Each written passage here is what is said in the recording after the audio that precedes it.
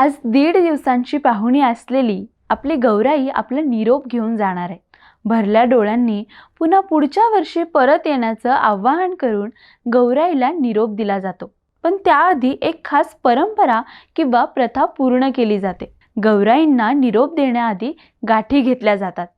गौरी विसर्जनाच्या दिवशी सकाळी घरातील स्त्री गाठी घेते. यावेळी घरात त्या स्त्रीशिवाय कोणीही नसतं.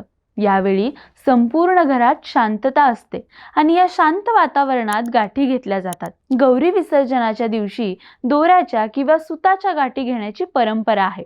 यामध्ये हळदी कुंकू, सुकामेवा, बेलफळ, फुले, झेंडूची पाने, काशीफळाचे फूल आणि रेशीम असे साहित्य एकत्र बांधले जाते. हे दोरे गौरींचे प्रतीक मानले जातात आणि गौरींना निरोप देताना हे दोरे पुढच्या वर्षी येण्यासाठीचे आमंत्रण म्हणून जपले जातात. तर गाठी घेतल्यानंतर गौराईला डाळ भात आणि दही असा नैवेद्य दाखवला जातो. त्यानंतर त्यांना हळदी कुंकू देऊन त्यांचा निरोप घेतला जातो.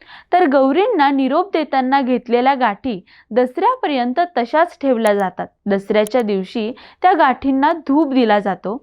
तसेच तांदूळाची खीर, काकडी असा नैवेद्य दाखवून झेंडूची फुले वाहिली जातात. त्यानंतर त्यांचे विसर्जन केले जाते.